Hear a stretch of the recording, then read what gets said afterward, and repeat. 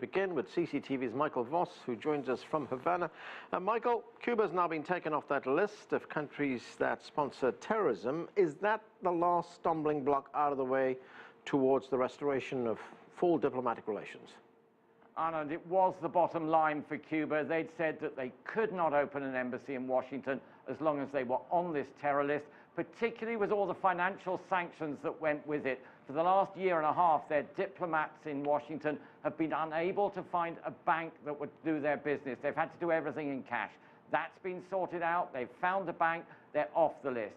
Is that all? That's the big question now. Certainly, Cuba had raised concerns about what US diplomats would get up to once there was a new enlarged embassy. The US was saying they wanted no limits on the number of diplomats. They wanted the right to travel around the island anywhere they wanted and talk to anyone they wanted. I think Cubans had expressed concern that this was really an excuse to meet and promote dissidents.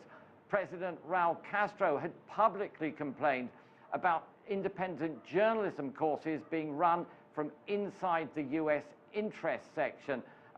These were apparently teaching people the rudiments of journalism. It wasn't political, but in a country where the media is considered an organ of the state, it has caused problems.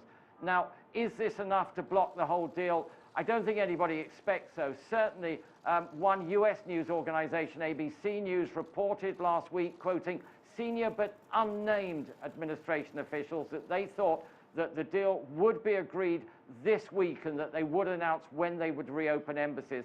We are still waiting, but I don't think anybody believes that this is enough to kill the deal. I think everyone still expects the two sides to restore diplomatic relations before too long. Right, and Michael, once those diplomatic ties are restored, I mean, how big will this be for Cuba? And is this going to be a win-win situation for the two sides? This will be a very big deal for Cuba. You have to remember, Anand, that for more than half a century, the United States has tried to isolate and punish Cuba and impose a trade embargo, although that stands.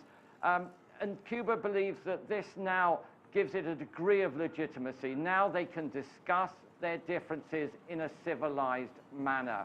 I think from the United States point of view, certainly it's been completely isolated and cut out from all of, and had no influence at all in any of the reforms or changes that are currently taking place in Cuba.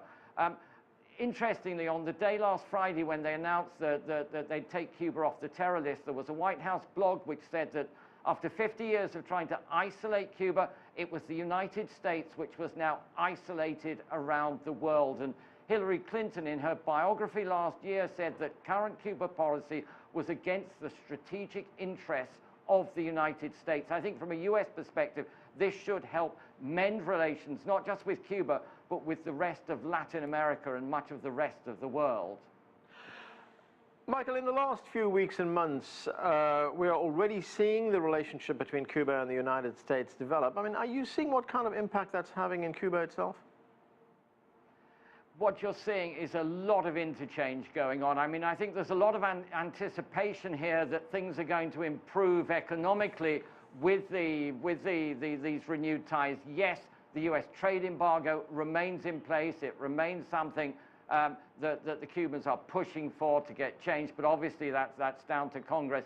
But for example, there have been a large number of trade and business delegations here since that announcement in December. For example, we had the governor of New York, Mr. Cuomo, came here with a large trade delegation. They even signed 2 deals with the Cubans, one of them, interestingly, to do clinical trials for a Cuban anti-cancer drug. They have a very big biotechnology section here. So they're looking for economic benefits, even with the trade embargo going on.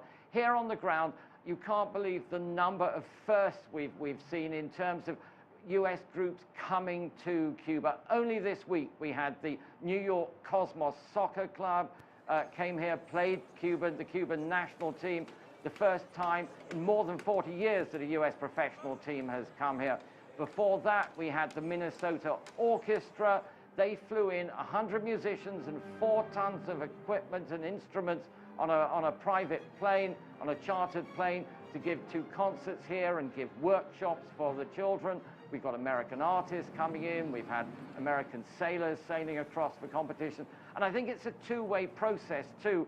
I've talked to a number of academics here who have very recently received visas from the United States to attend conferences in the United States. So we are seeing a lot of this two-way process going on. And at the same time, there are a whole area of joint mutual interest, if you like, where quietly behind the scenes, Cuba and the United States are starting to talk more about migration issues, about joint cooperation on counter-narcotics operations, on environmental and marine protection issues.